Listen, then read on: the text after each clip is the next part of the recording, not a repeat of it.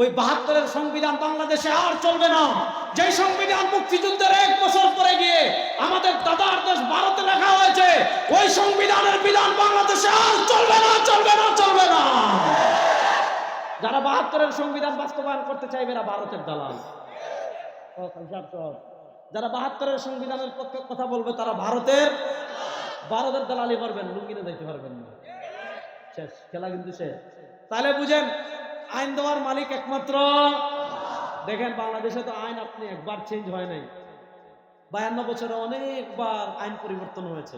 আচ্ছা আপনারা বলেন, চুরি বন্ধ হয়েছে? অথচ ইসলাম চুরির শাস্তি কি দিয়েছে বলতে ভয় পান নাকি?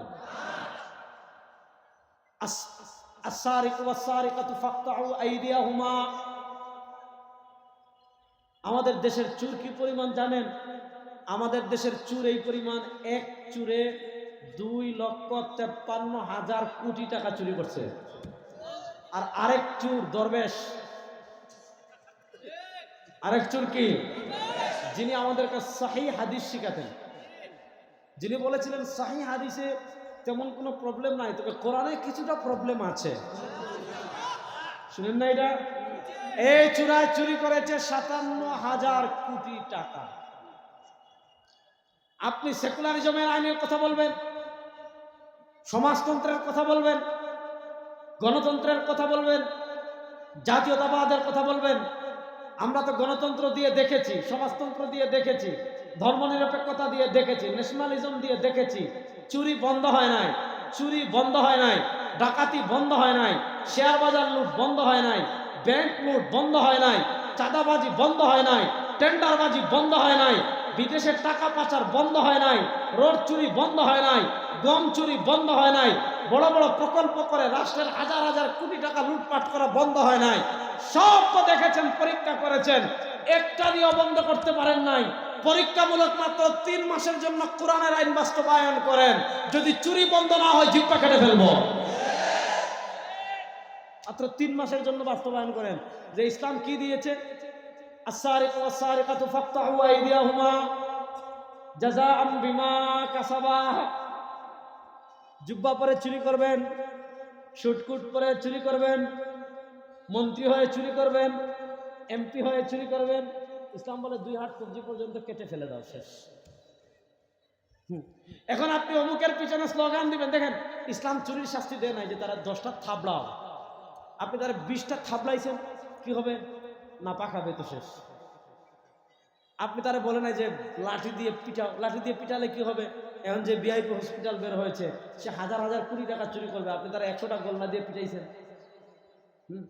গোল্লা দিয়ে পিটাইছেন, হাসপাতালে আছে, ওষুধ খাবে, বিভিন্ন পার্লারে গিয়ে বোর্ডে মেসেজ করবে, বেদনা কমে যাবে।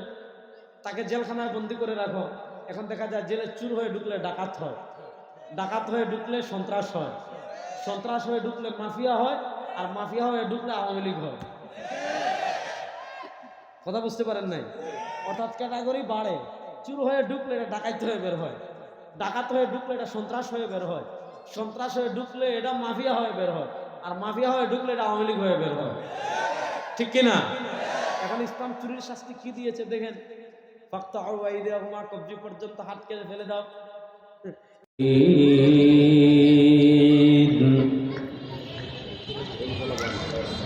والصلاة والسلام على أشرف الأنبياء والمرسلين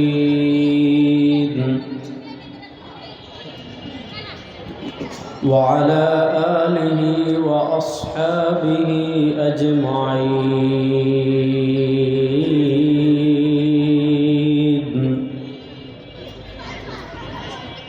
أما بعد فأعوذ بالله من الشيطان الرجيم.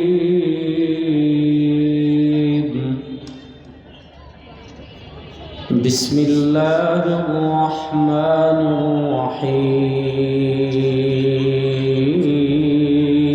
الرحيم. يا أيها الذين آمنوا ادخلوا في السلم كافة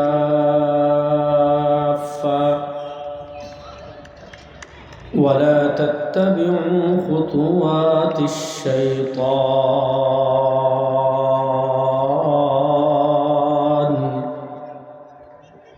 إنه لكم عدو مبين.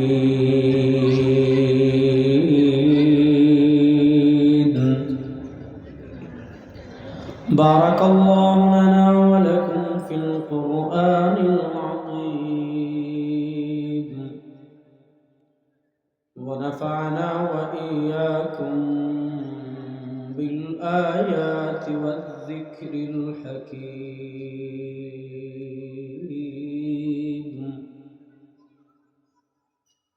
وقال رسول الله صلى الله عليه وسلم: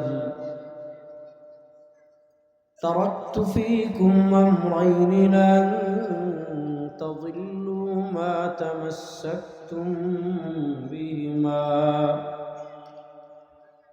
كتاب الله وسنة رسوله أو كما قال عليه الصلاة والسلام.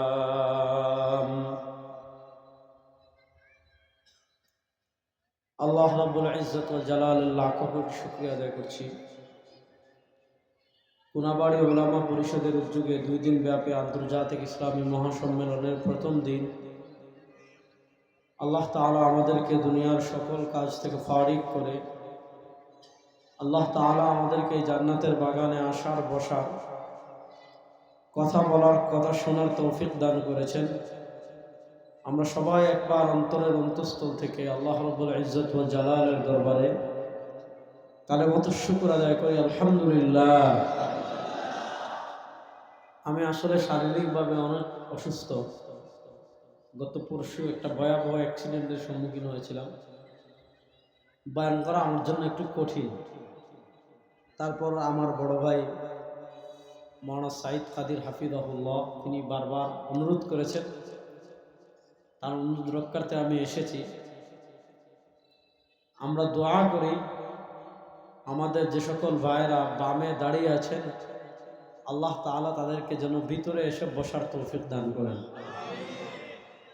কারণ ওই ভাইরা যদি এদিকে এসে বসে যান তাহলে মজলিসটা সুন্দর হয়ে যায়। আর স্বেচ্ছাসেবক ভাইদেরকে বলবো ওই যে পিছনে যে বাচ্চারা খেলে এদেরকে যত্ন করে বাসায় পাঠাই দেওয়া। আল্লাহ আপনার বান্দাদেরকে মাহফিলে এসে বসার তৌফিক দান করেন। এরপরে যদি আর না আসে বুঝেন আল্লাহ তৌফিক দেয় নাই, কাঁধে কত বড় শয়তান উঠছে বুঝে ফেলেন। আল্লাহ সবাইকে মাহফিলে প্যান্ডেলের নিচে এসে বসার তৌফিক দান করেন। আমি খুব লম্বা আলাপ করব না, খুব লম্বা আলাপ করার মতো শারীরিক ফিটনেস এখন আমার নেই। কোরআনুল কারীমের সূরাতুল বাকারার 208 নম্বর আয়াত আমি তিলাওয়াত করেছি। এই আয়াতকে সামনে রেখে কিছু কথা আপনাদের সামনে পেশ করার চেষ্টা করব। আল্লাহ তাআলা আমাকে যেন ইখলাসের সাথে বিশুদ্ধ কথা বলার তৌফিক দান করেন। আল্লাহ তাআলা আপনাদের সবাইকে যেন আলোচনার শুরু থেকে নিয়ে শেষ পর্যন্ত পুরো আলোচনা আমরা সবাইকে মনোযোগ সহকারে শোনার তৌফিক দান করেন। আমরা প্রথমে আয়াতের সরল অনুবাদ পড়ব, তারপর আমরা আয়াতের ব্যাখ্যা বিশ্লেষণের দিকে যাব ইনশাআল্লাহ।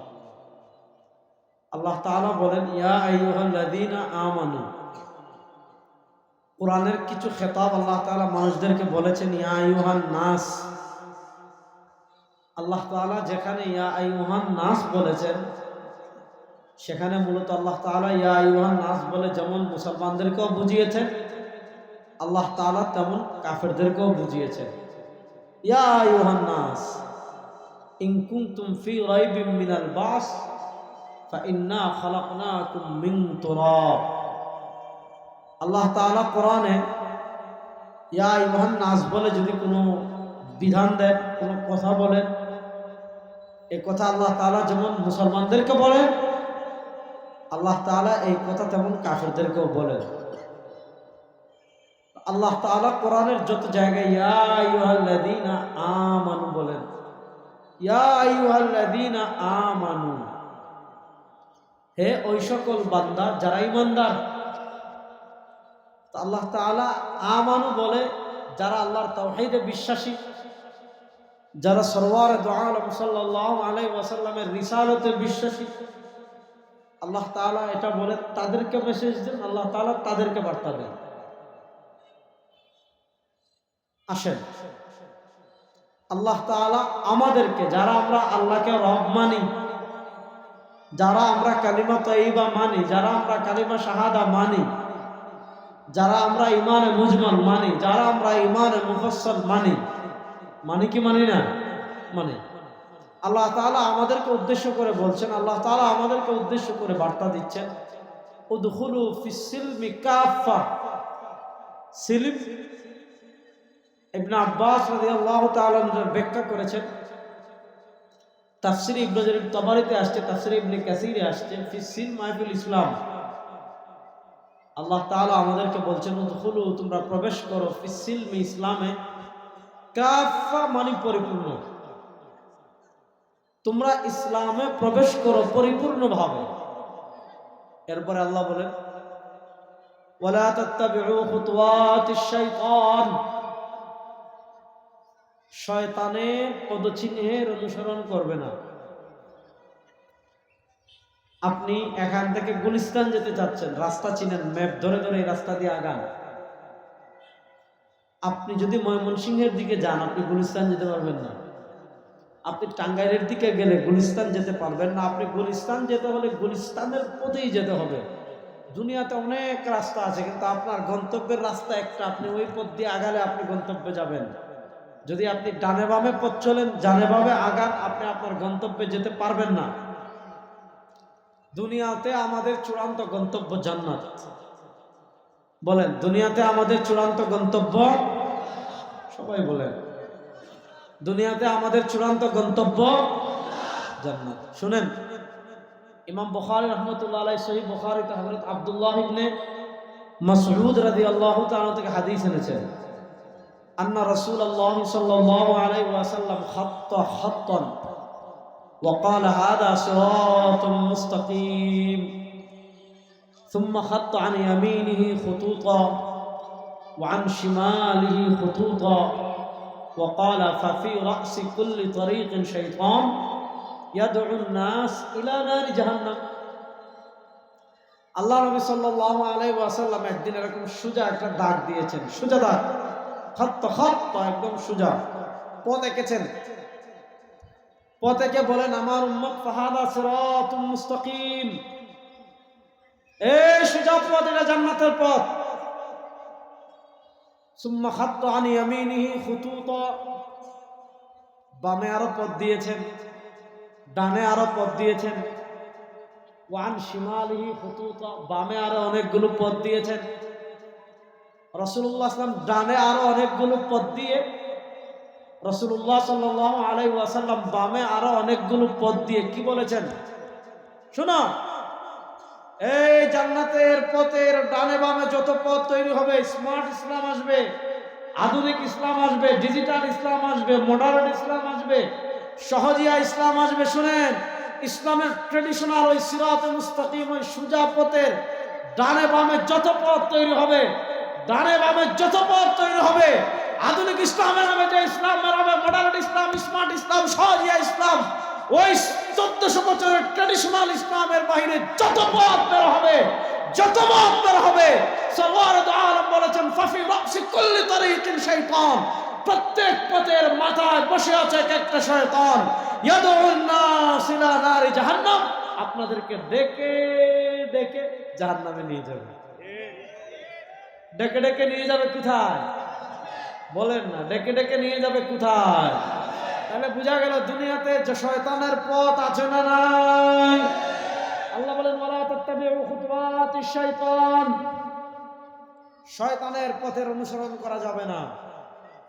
এবার আসেন, শয়তান নিয়ে লম্বা আলাপ দিব না।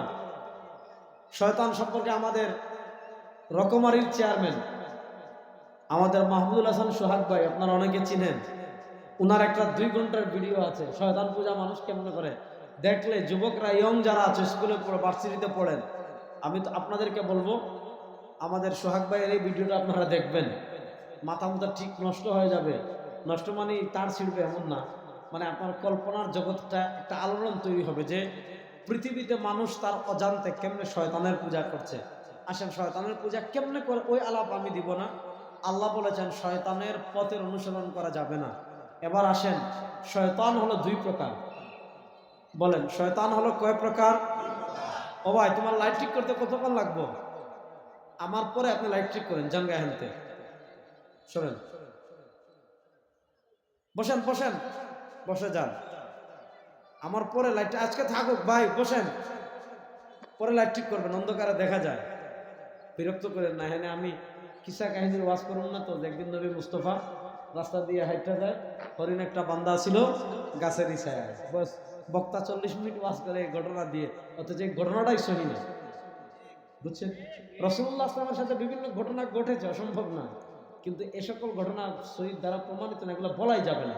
আল্লাহ নবীর সম্মানের কি ঠেকা পড়ছেন না? আপনি জয়ীফ হাদিস বলবেন, জাল হাদিস বলবেন, কথা ভালো করে বুঝেন। তাহলে শয়তানের পথের অনুসরণ করা যাবে? বলেন না, শয়তানের পথের অনুসরণ করা যাবে? এবার আসেন শয়তান দুই প্রকার। আসেন শয়তান কয় প্রকার? কুল আউযু বিরাব্বিন নাস, মালিকিন নাস, ইলাহিন নাস, মিন শাররিল ওয়াসওয়াসিল খান্নাস আল্লাযী ইউওয়াসবিসু ফি সুদুরিন নাস। তারপরে কি? মিনাল জিন্নাতি। শয়তান কিছু হয় মানুষ, শয়তান কিছু হয় জিন। এই শয়তানের ক্যাটাগরি আছে দুই ক্যাটাগরি। এক ক্যাটাগরি মিনাল জিন্নাত, জিন থেকে একদম শয়তান। শয়তান এটা আলাদা কোনো মাখলুক না, শয়তান এটা জিনদেরই একটা প্রকার। জিনদের ভিতর যারা দুষ্ট হয়, আল্লাহর অবাধ্য হয়, এদেরকে বলে শয়তান।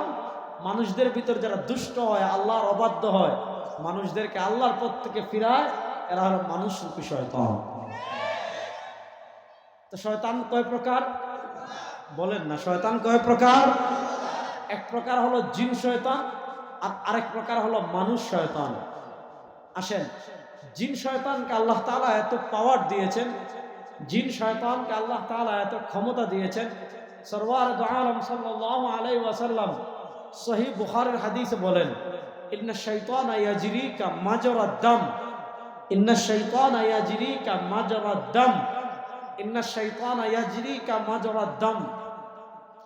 আমাদের শরীরের সাথে, আমাদের চিন্তার সাথে, আমাদের চেতনার সাথে, আমাদের শরীরের সাথে রক্ত যেমন সর্বক্ষণ চলাচল করে, সর্বক্ষণ চলাচল করে। আপনি ঘুমালেও রগ দিয়ে রক্ত চলে, আপনি হাঁটলেও রগ দিয়ে রক্ত চলে, আপনি খেলেও রগ দিয়ে রক্ত চলে, আপনি সাঁতার কাটলেও রগ দিয়ে রক্ত চলে। আপনার শরীরে যেমন 24 ঘন্টা রক্ত চলতে পারে, শয়তানকে আল্লাহ এত পাওয়ার দিয়েছেন, রক্তের মতো আমাদের শরীরের সাথে সে প্রবাহিত হতে পারে। এবার প্রশ্ন হলো, শয়তান যে রক্তের মতো আমাদের শরীর দিয়ে প্রবাহিত হতে পারে, শয়তান রক্তের মতো আমাদের শরীর দিয়ে প্রবাহিত হয়ে শয়তানের মিশন কি? শয়তানের কাজ কি? শয়তানের কাজ হলো মানুষকে আল্লাহর পথ থেকে বিচ্যুত করা। শয়তানের কাজ হলো কি? মানুষকে জান্নাত থেকে বিচ্যুত করা। শয়তানের কাজ কি? মানুষকে জাহান্নামের পথের দিকে নিয়ে যাওয়া, আল্লাহর থেকে দূরে সরিয়ে ফেলা, জান্নাত থেকে দূরে সরিয়ে ফেলা। এবার বুঝেন, শয়তান আপনার রক্ত কণিকার সাথে মিশে আপনাকে আল্লাহর পথ থেকে দূরে সরাতে চায়, আপনাকে জান্নাতের পথ থেকে দূরে সরাতে চায়, আপনাকে জাহান্নামের নিকটবর্তী করতে চায়, আপনাকে আল্লাহর রহমত থেকে দূরে সরাতে চায়। এবার দেখেন, জিন শয়তান থেকে বাঁচার জন্য আপনি কি করেন? হুজুর থেকে তাবিজ নেন। জিন শয়তান থেকে বাঁচার জন্য আপনি কি করেন? হুজুর থেকে পানি পড়া নেন। জিন শয়তান থেকে বাঁচার জন্য আপনি কি করেন? কুল হুয়াল্লাহু আহাদ, কুল আউযু বিরাব্বিল ফালাক, কুল আউযু বিরাব্বিন নাস পড়ে ফু দেন। জিন শয়তান থেকে বাঁচার জন্য আপনি ঘরে খতম করেন। জিন শয়তান থেকে বাঁচার জন্য আপনি মিলাদ দেন। শুক্রবারে মসজিদে জুমার নামাজের পর মুসল্লিদেরকে খিচুড়ি খাওয়ান, মুসল্লিদেরকে জিলাপি খাওয়ান, মিষ্টি খাওয়ান, কত কিছু করেন। কিসের জন্য? জিন শয়তান থেকে বাঁচার জন্য। এবার বলেন, শয়তান যেমন জিন আছে, শয়তান মানুষ শয়তান আছে না নাই? এবার প্রশ্ন হলো, মানুষ শয়তান আপনি কেমনে চিনবেন? জিন শয়তানের কাজ কি? মানুষকে আল্লাহর পথ থেকে বিচ্যুত করা। জিন শয়তানের কাজ কি? মানুষকে জান্নাতের পথ থেকে বিচ্যুত করা। জিন শয়তানের কাজ কি? মানুষকে জাহান্নামের নিকটবর্তী চলে যাওয়া। এবার দেখেন, আপনার নেতা রাজনীতির নামে আপনাকে আল্লাহর পথ থেকে বিচ্যুত করে কিনা, আপনার নেতা দলের নামে আপনাকে আল্লাহর পথ থেকে বিচ্যুত করে কিনা, আপনার নেতা রাজনীতির নামে, আপনার নেত্রী রাজনীতির নামে আপনাকে আল্লাহর পথ থেকে এবং জান্নাতের পথ থেকে বিচ্যুত করে কিনা, সাল্লাল্লাহু আলাইহির আদর্শ থেকে দূরে সরায় কিনা, জাহান্নামের নিকটবর্তী করে কিনা। আপনার নেতা যদি আপনাকে রাজনীতির নামে আল্লাহর পথের দিকে না ডাকে, রাজনীতির নামে কোরআনের দিকে না ডাকে, সাল্লাল্লাহু আলাইহির আদর্শের দিকে না ডাকে, আপনাকে যদি ডেমোক্রেসির দিকে ডাকে, সেকুলারিজমের দিকে ডাকে, ভারতের দিকে ডাকে, আপনার নেতা মানুষরূপী শয়তান ছাড়া কিছুই হতে পারে না।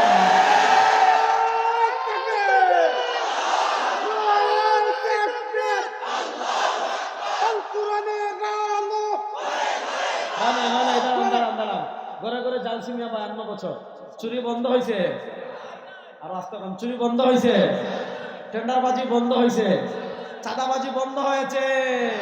ওই সেকুলারিজম মানুষের বানানো আইন দিয়ে আপনি কিছুই পরিবর্তন করতে পারবে না। যুবকরা প্রস্তুতি নেন, বিপ্লব অর্ধেক হয়েছে জুলাই আগস্টে, আগামীতে চূড়ান্ত বিপ্লব হবে বাংলাদেশের সংসদে। আল্লাহু আকবার।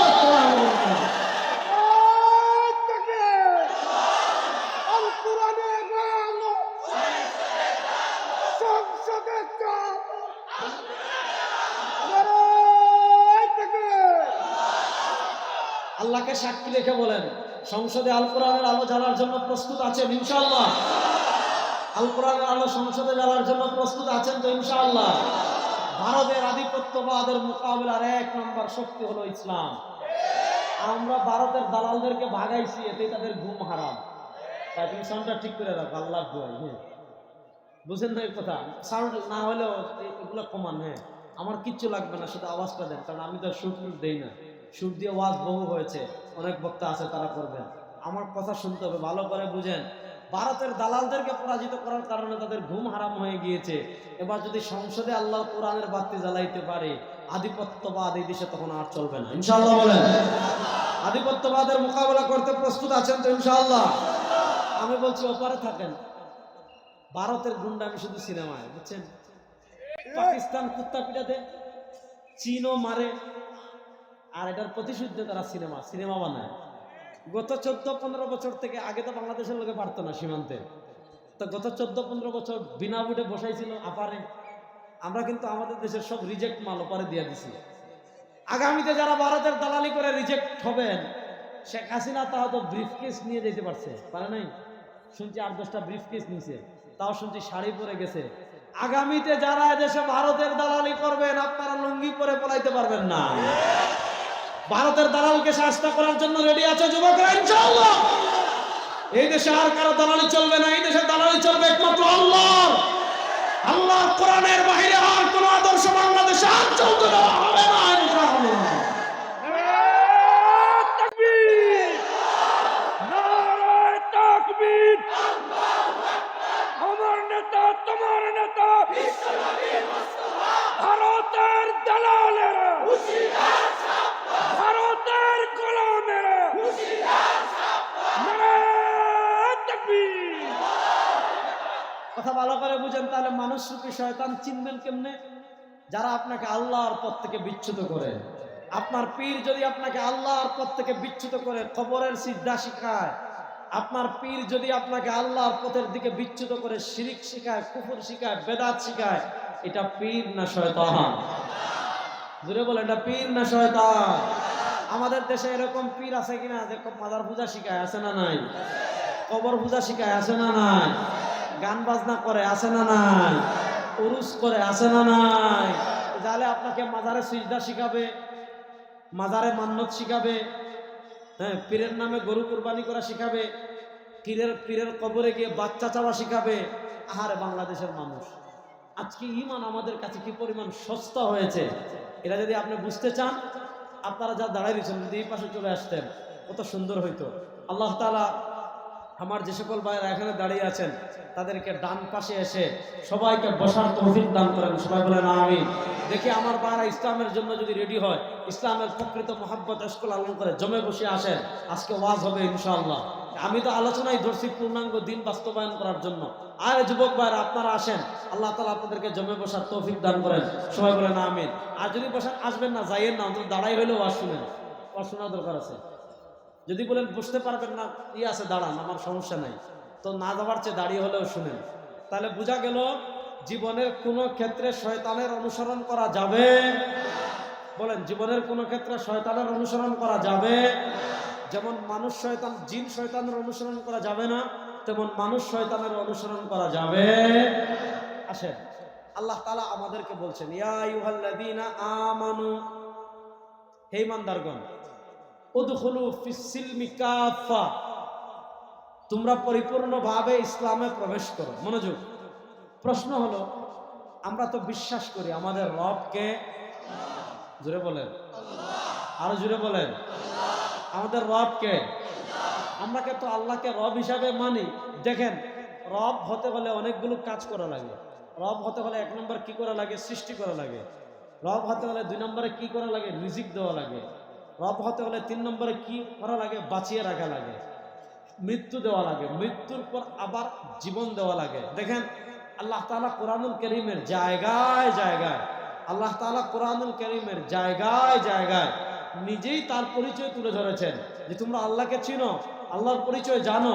আল্লাহ তাআলা নিজে কোরআনুল কারীমের জায়গায় জায়গায় নিজে তার পরিচয় তুলে ধরেছেন। কেমনে পরিচয় তুলে ধরেছেন? আল্লাহ বলেন, আল্লাহুল্লাযী খালাকাকুম, আল্লাহর 1 নম্বর পরিচয় আল্লাহ সৃষ্টি করেছেন।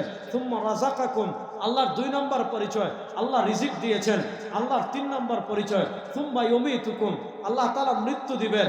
আল্লাহ তাআলার 4 নম্বর পরিচয় সুম্মা ইউহয়ীকুম, মৃত্যুর পর আবার আমাদেরকে সৃষ্টি করবেন আল্লাহ।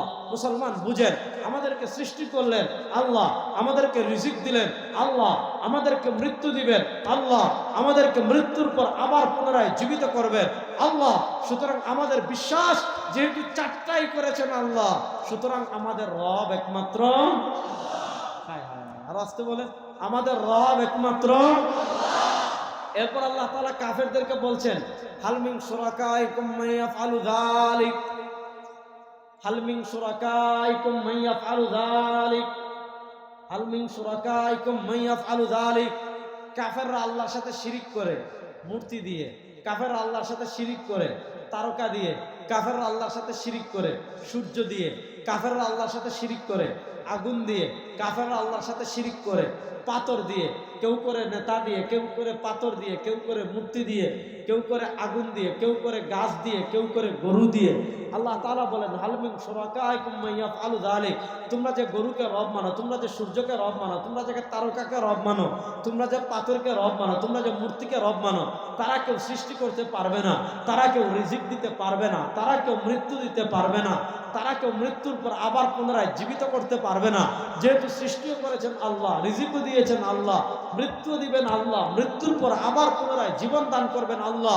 এজন্য আমাদের ঈমান কোনো নেতা রব হতে পারে না, কোনো নেত্রী রব হতে পারে না, ভারত, আমেরিকা, চীন, রাশিয়া কেউ রব হতে পারে না।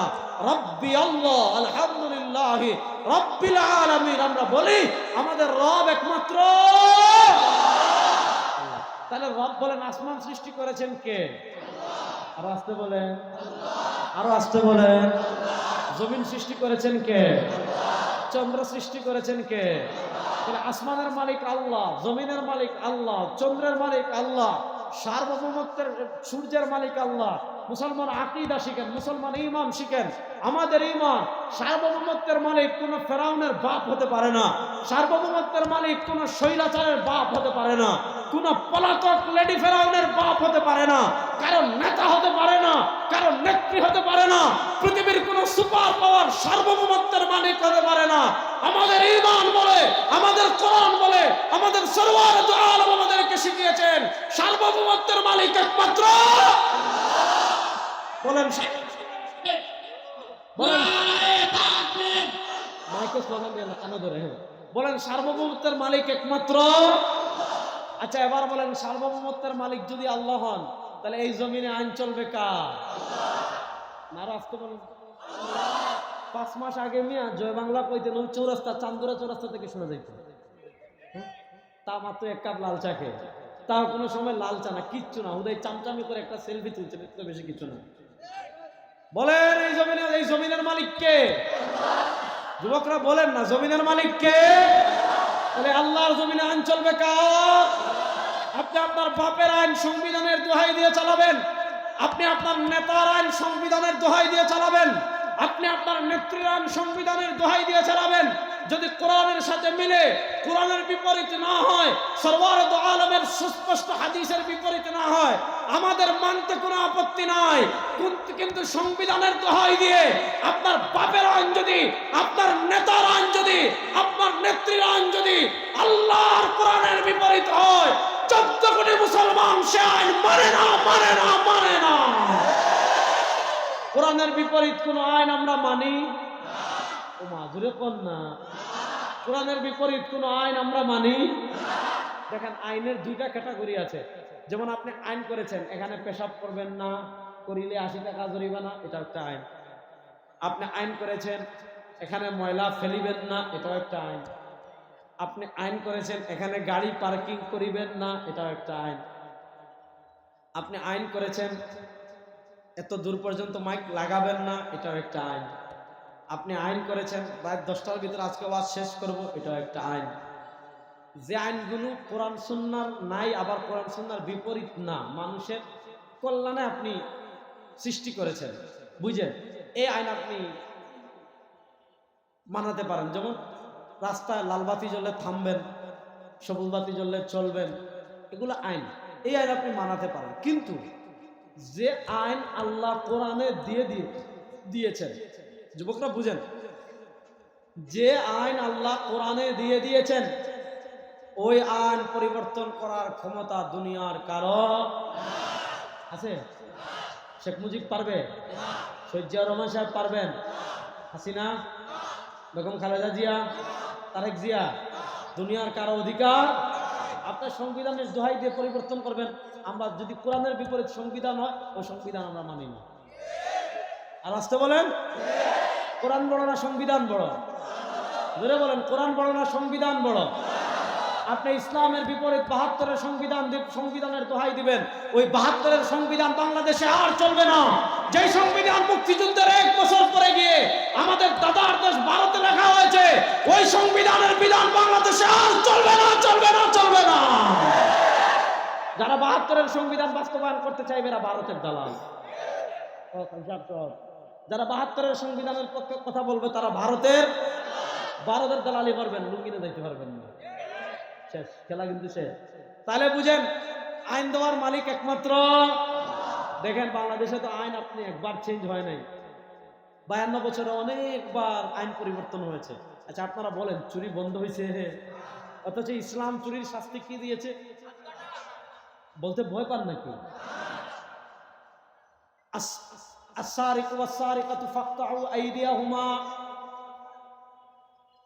আমাদের দেশের চুর কি পরিমাণ জানেন? আমাদের দেশের চুর এই পরিমাণ, এক চুরে 2,53,000 কোটি টাকা চুরি করছে। আর আরেক চুর দরবেশ, আরেক চুর কি, যিনি আমাদেরকে সহিহ হাদিস শিখাতেন, যিনি বলেছিলেন সহিহ হাদিসে তেমন কোনো প্রবলেম নাই, তবে কোরআনে কিছুটা প্রবলেম আছে। শুনেন না এটা? এই চুরায় চুরি করেছে 57,000 কোটি টাকা। আপনি সেকুলারিজমের আইনের কথা বলবেন, সমাজতন্ত্রের কথা বলবেন, গণতন্ত্রের কথা বলবেন, জাতীয়তাবাদের কথা বলবেন। আমরা তো গণতন্ত্র দিয়ে দেখেছি, সমাজতন্ত্র দিয়ে দেখেছি, ধর্মনিরপেক্ষতা দিয়ে দেখেছি, ন্যাশনালিজম দিয়ে দেখেছি। চুরি বন্ধ হয় নাই, চুরি বন্ধ হয় নাই, ডাকাতি বন্ধ হয় নাই, শেয়ার বাজার লুট বন্ধ হয় নাই, ব্যাংক লুট বন্ধ হয় নাই, চাঁদাবাজি বন্ধ হয় নাই, টেন্ডারবাজি বন্ধ হয় নাই, বিদেশের টাকা পাচার বন্ধ হয় নাই, রোড চুরি বন্ধ হয় নাই, গম চুরি বন্ধ হয় নাই, বড় বড় প্রকল্প করে রাষ্ট্রের হাজার হাজার কোটি টাকা লুটপাট করা বন্ধ হয় নাই।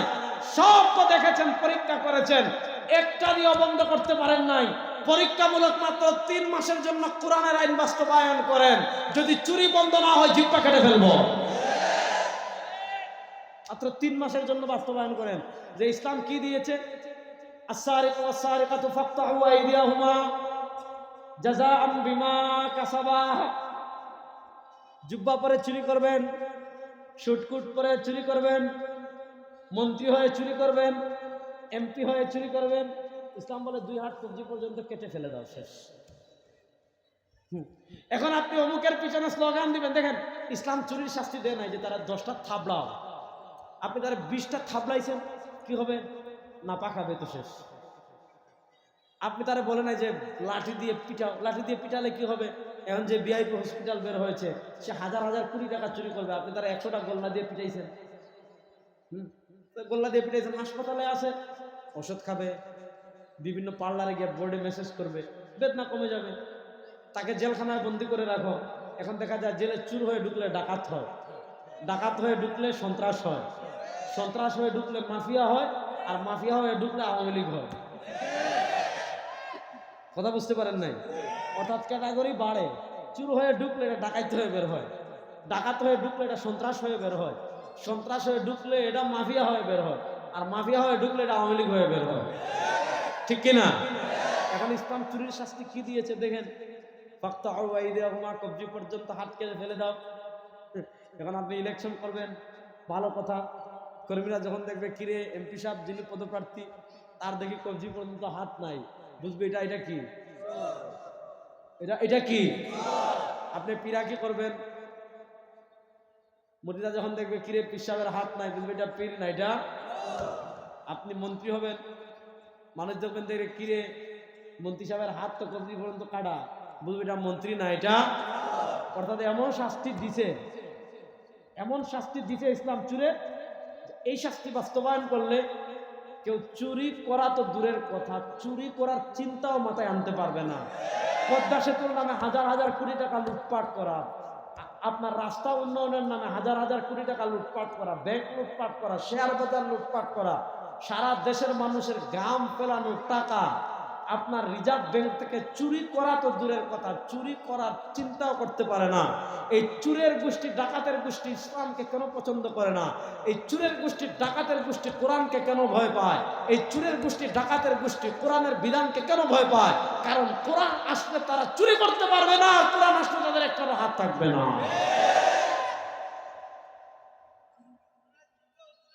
হ্যাঁ, ওয়াজ তো শুরুই করলাম না, এখন কোনো শেষ করতে। আচ্ছা, ওয়াজ আগে দেখেন, এটা তো আবেগে বলতেছেন কিন্তু সারা রাত ওয়াজ করেন, এখন মাত্র শুরু করলাম। বেশি সময় গেলে, বেশ বিরিয়ানি বেশি খাইলে পেট ফুলে, কথা ভালো করে বুঝেন। তাহলে বলেন, এই যে আমাদের দেশের আমরা দেখেন 1, 2, 3 টাকা যারা মসজিদে চুরি করে প্যাকেট থেকে, কি পরিমাণ পিটাই এদের, তাও অভাবে চুরি করছে।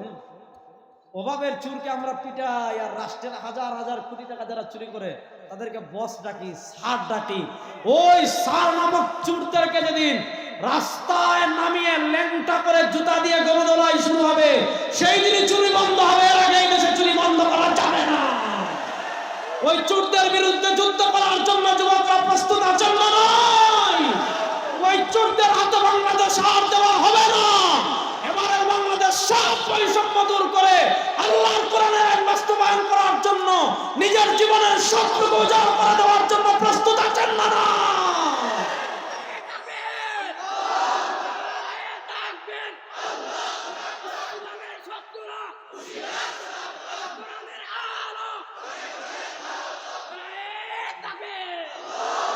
শুনেন, ইসলাম চুরের দেখেন, সৌদি আরবকে আমরা ইসলামিক কান্ট্রি বলি না, এখন তাদের অনেক জিনিস খারাপ, কিন্তু সৌদি আরব দেখবেন রাস্তায় যদি টাকা ফালানো থাকে কেউ নেয় না। বিশ্বাস করেন, সৌদি আরব যদি দোকান, কেউ স্বর্ণের দোকান খুলে যায়, কেউ চুরি করবে না। কেন জানেন? আমাদের বাংলাদেশে এত খুন কেন হয়? এত খুন কেন হয়? আমি আপনাদেরকে একটা জিনিস বলি, আমাদের দেশের আইন আদালত দেখেন, আওয়ামী লীগ ভাগছে না? না করে, আওয়ামী লীগ ভাগে নাই? আচ্ছা বলেন, গত 15 বছর যে তারা ক্ষমতায় ছিল, এটা বৈধ না অবৈধ? দিনের ভোট রাতে করছে, পৃথিবীর ইতিহাসে এরকম নাই। দিনের ভোট রাতে, ফজরের সময় মানুষ গিয়ে দেখে যারা মরছে, এরাও কবর থেকে এসে ভোট দিয়ে চলে গেছে। তো গত নির্বাচনের সময়, তা গত বছর যখন নির্বাচন হয়, আমাদের সিলেটের একটা পোলা আছে, খুব খুবই রসিক। তো সে একটা ভিডিও ছাড়ছে, নির্বাচনের আগের রাতে খবরে গিয়ে দাঁড়ায় রয়েছে কবরস্থানে, অর্থাৎ তার আত্মীয় স্বজন অনেকে মারা গেছে। আরেকজনের সাথে আরেক প্রশ্ন করতেছে, ভাই তুমি খবরে দাঁড়াইছো কেন? সে বলছে, ভাই গত নির্বাচনের রাতে অনেকে কবরস্থান থেকে উঠে ভোট দিছে, আজকে যদি আমাদের আত্মীয় স্বজন কেউ উঠে, তার সাথে একটু দেখা সাক্ষাৎ করার জন্য আমি দাঁড়াই গেছি। তা বাঙালি বাংলাদেশি হইল জাতিগতভাবে এটা একটা রসিক জাতি। আমি আপনাদেরকে যেই কথা বলছিলাম শুনেন, আমি আপনাদেরকে যেই কথাটা বলছিলাম, এই যে 15 বছর তারা অবৈধ ক্ষমতায় ছিল, এই অবৈধ ক্ষমতায় থাকার কারণে তারা চলে যাওয়ার পর যত কিছু তারা রেখে গিয়েছে সব সংস্কারের কথা বলা হচ্ছে। আওয়ামী লীগের আগে, আওয়ামী লীগ ছিল মাত্র 15 বছর, 1803 সাল থেকে নিয়ে 1947 সাল পর্যন্ত আমাদের দেশে একটা গোষ্ঠী অবৈধভাবে ক্ষমতায় ছিল, তাদের নাম ব্রিটিশ। আচ্ছা বলেন, এই যে ব্রিটিশ আমাদের দেশে 150 বছর ছিল, এই 150 বছর তারা যে ক্ষমতায় ছিল, এটা তারা বৈধ না অবৈধ? তারা রাষ্ট্রের মালিক ছিল না ডাকাত ছিল? দেখেন আজকে আমাদের দেশে এত খুন, আপনি লাশ পাবেন রাস্তায়, লাশ পাবেন বাসায়, লাশ পাবেন নর্দমায়, লাশ পাবেন জঙ্গলে, লাশ পাবেন নদীতে, লাশ পাবেন পাহাড়ে, লাশ পাবেন ঘরে, লাশ পাবেন মসজিদে, লাশ পাবেন মাদ্রাসায়, লাশ পাবেন মাঠে। চুন থেকে পান খসলে একজন আরেকজনকে খুন করে ফেলে। আইয়ামে জাহিলিয়াতে মানুষ যেমন পান থেকে চুন খসলে মানুষ কি করতো, মেরে ফেলতো। আমাদের দেশে খুন এখন কত সস্তা হয়েছে জানেন? খুন এত সস্তা হয়েছে যে খেলতেছে হইলো এমন দুই রাষ্ট্র, যে রাষ্ট্রের অনেক মানুষ আমাদেরকে চিনেই না। আমাদের দেশ না খেলছে, আমাদের দেশ না খেলার আয়োজন করছে, খেলতেছে আর্জেন্টিনা, খেলতেছে ব্রাজিল, খেলা হচ্ছে কুয়েত, তাও কাতার, তাও আমাদের থেকে হাজার হাজার কিলোমিটার দূরে। ওখানে খেলা হচ্ছে আমাদের দেশ থেকে হাজার হাজার কিলোমিটার দূরে। খেলতেছে এমন দুটো রাষ্ট্র, যে রাষ্ট্র আমাদের থেকে হাজার হাজার কিলোমিটার দূরে। আমাদের দেশ না খেলছে, আমাদের দেশ না খেলার পক্ষে আছে, কিন্তু ওই দুই দেশের খেলা নিয়ে মারামারি করে আমাদের দেশে মানুষ মারা যায় না। প্রশ্ন হলো, আমাদের দেশে এত খুন কেন? রাস্তায় লাশ কেন? ঘরে লাশ কেন? নর্দমায় লাশ কেন? একটা কারণ, আমাদের দেশের বিচার ব্যবস্থায় ইসলাম নাই, আমাদের দেশের দণ্ডবিধিতে ইসলামী দণ্ডবিধি নাই, আমাদের দেশের হাইকোর্টে সুপ্রিম কোর্টে ইসলামী দণ্ডবিধি নাই। আসেন, ইসলাম পরিপূর্ণ জীবন বিধান। মনোযোগ, ইয়া আইয়ুহাল্লাযীনা আমানু, হে ঈমানদারগণ, উদখুলু ফিস-সিলমি কাফা, পরিপূর্ণভাবে ইসলামে প্রবেশ করো। ইসলাম এমন না যে কিছু বিধান আপনাকে দিয়েছে আর কিছু বিধান আপনাকে দেয় নাই। একটা বিচার ব্যবস্থা কেমনে চলবে, কয়টা ধারায় বিচার ব্যবস্থা চলবে? ইসলাম দণ্ডবিধি দিয়েছে 3 প্রকার। বলেন, ইসলাম দণ্ডবিধি দিয়েছে কয় প্রকার? জুড়ে বলো যুবকরা, ইসলাম দণ্ডবিধি দিয়েছে কয় প্রকার? বলেন আমার সাথে, হুদুদ। বলেন সবাই, হুদুদ, কিসাস, তাজিরাত। বলেন হুদুদ, আওয়াজ হচ্ছে না কিন্তু। হুদুদ, কিসাস, তাজিরাত। হুদুদ, কিসাস, তাজিরাত। বলেন, ইসলাম দণ্ডবিধি দিয়েছে কয় প্রকার? টুপি নাই মাথায় এমন একজন দাঁড়িয়ে বলেন তো 3 প্রকার দণ্ডবিধি কি কি? আরেকজন মাশাআল্লাহ বলেন। আরেকজন দাঁড়ান দেখি, এই পাশ থেকে একজন দাঁড়ান, যাদের মাথায় টুপি নাই এমন একজন। আর টুপি থাকলেও সমস্যা নাই, হুজুর না হইলে দাঁড়ান। আমি কিন্তু পুরো দাঁড় করাম, আগে আপনারা একজন দাঁড়িয়ে যান। আল্লাহ পুরস্কার দিবে, দেন দেন, উনি পুরস্কার দিবে আপনাকে। আবার বলে আমার সাথে পরে দিবেন, শেষ হোক পরে। আবার আমার সাথে বলেন, হুদুদ, কিসাস, তাজিরাত। তাহলে বলেন, ইসলামের দণ্ডবিধি কয় প্রকার? 1 নাম্বার, 2 নাম্বার, 3 নাম্বার। কিসাস মানে আপনি একজনকে মারছেন, কোনো আপিল মোশন চলবে না, কোনো রিভিউ চলবে না। মাশাআল্লাহ, আপনি উত্তর দিতে পারছেন। ভাইয়ের পক্ষ থেকে তাকে অনেকগুলো টাকা পুরস্কার দেওয়া হয়েছে। নারায়ে তাকবীর। এগুলো আমাদের জানার দরকার আছে না নাই? শুনেন, ইসলাম দণ্ডবিধি তো শুনতে শেষ করুন ইনশাআল্লাহ। শুনেন, ইসলাম দণ্ডবিধি কি দিয়েছে জানেন? ইসলাম দণ্ডবিধি দিয়েছে, আপনি আরেকজনকে খুন করেছেন, এখন আপনি প্রথমে যাবেন, শুনেন মনোযোগ, আপনি প্রথমে যাবেন নিম্ন আদালতে, তারপরে যাবেন আপনার জজ কোর্টে, তারপরে যাবে হাইকোর্টে, তারপরে সুপ্রিম কোর্টে। এখন আমাদের দেশের বিচার ব্যবস্থা দেখেন, আপনি মামলা করতে, আপনার ভাই মরছে, মামলা করতে যাবেন, দেন উকিলে ঘুষ, দেন উকিলের পেশকারে ঘুষ, মামলার রায় পাওয়ার জন্য, এই মামলার শুনানি হওয়ার জন্য আবার দেন ঘুষ, সাক্ষী হাজিরির জন্য আবার দেন ঘুষ। 1 বছর গেল নিম্ন আদালতে, নিম্ন আদালত থেকে গেল জজ আদালতে, ওখানে আরেক বছর, প্রত্যেক শুনানিতে ঘুষ, প্রত্যেক শুনানিতে টাকা খরচ, ওখান থেকে হাইকোর্টে, ওখান থেকে সুপ্রিম কোর্টে। এখন বেচারা দেখতেছে কিরে, ভাইও মরলো, বাপও মরলো, সন্তানও মরলো, এখন বিচার পাইতে পাইতে দেখা যাচ্ছে আমি আরো ফকির হয়ে যাব। আর স্বাভাবিকভাবে মরার পর 2-3 বছর পর মায়া মহব্বত আগের মতো আর থাকে না। মানুষ আপনার গুস্ত, আপনার হাড্ডি, আপনার চর্বি যখন মাটির সাথে মিশে যায়, আপনার আত্মীয় স্বজন আপনাকে ভুলে যায়। এখন বলে ধর ভাই চলে গেছে, এখন তো আর পাবো না, আর টাকা খরচ করার লাভ কি। এখন সে কি করে না, আর খবরও নেয় না, মামলার আদালতেও যায় না। এখন উকিলদের টাকা দিয়ে, ঘুষ দিয়ে যে খুন করেছে সে জামিন নিয়ে 4-5 বছর পর বের হয়ে যায়। এটাই তো আমাদের দেশের আইন আদালত চলছে। আর ইসলাম বলে কি, ইন্নান নাফসা বিন নাফসি, ইন্নান নাফসা বিন নাফসি। আপনি একজনকে খুন করেছেন, কোনো আপিল চলবে না, কোনো জজকোর্ট হাইকোর্ট চলবে না। যদি সাক্ষী দ্বারা প্রমাণ হয়ে যায়, 2 সুরত, হয় তার আত্মীয় স্বজন দিয়ত নেবে, অথবা সাথে সাথে যেইভাবে আপনি তাকে হত্যা করেছেন আপনাকে সেইভাবে হত্যা করা হবে।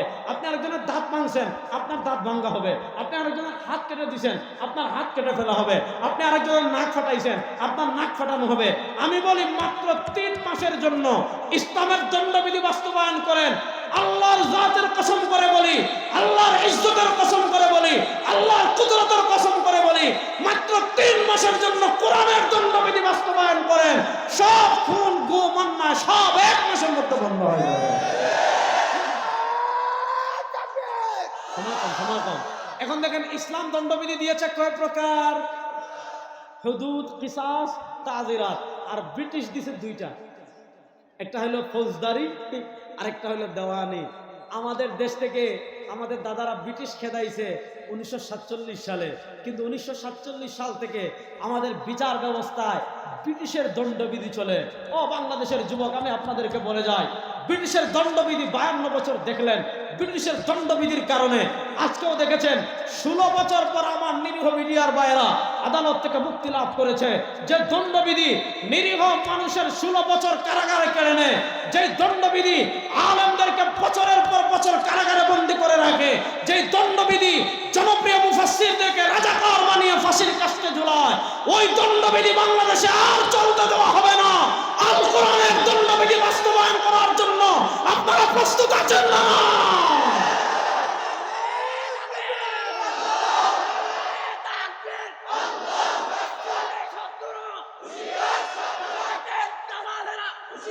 কথা ভালো করে বুঝেন, শেষ কথা ভালো করে বুঝেন।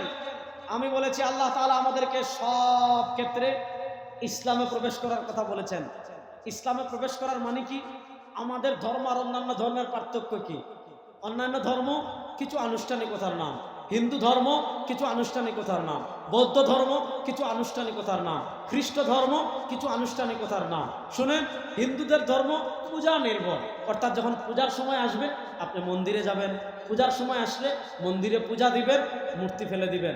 এর বাইরে সে কেমনে হাঁটবে তার ধর্ম তারে শিখায় না, সে কেমনে ঘুমাবে তার ধর্ম তাকে শিখায় না, সে কেমনে খাবে তার ধর্ম তাকে শিখায় না, সে কেমনে রাজনীতি করবে তার ধর্ম তাকে শিখায় না, সে কেমনে রাষ্ট্র পরিচালনা করবে তার ধর্ম তাকে শিখায় না, সে কেমনে সংসদ চালাবে তার ধর্ম তাকে শিখায় না, সে কেমনে বিচার করবে তার ধর্ম তাকে শিখায় না। সে যেভাবে মন চায় ওভাবেই করে। আর খ্রিস্টানদের তো রাজ্য পরিচালনার মৌলিক মূলনীতিই ছিল কায়সার কায়সার, গির্জা গির্জা, ধর্ম থাকবে গির্জা, রাষ্ট্রের কোনো ধর্ম থাকবে না। এর বিপরীত ইসলাম। আমরা কেমনে হাঁটবো আমাদের ইসলামে আছে না নাই? না আসতে বলেন। আমরা কেমনে ঘুমাবো ইসলামে আছে না নাই? আমরা কেমনে বাথরুমে যাব ইসলামে আছে না নাই? আমরা কেমনে বিয়ে শাদী করবো ইসলামে আছে না নাই? আমরা কেমনে ব্যবসা করব ইসলামে আছে না নাই? আমরা কেমনে রাজনীতি করবো এটা ইসলামে নাই। আমরা কেমনে রাষ্ট্র পরিচালনা করবো এটা ইসলামে নাই। আমরা কেমনে সংসদ চালাবো ইসলামে নাই। আমাদের অর্থনীতি কি হবে ইসলামে নাই। ইয়া আইয়ুহাল্লাযীনা আমানু দুখুলু ফিস-সিলমি কাফা।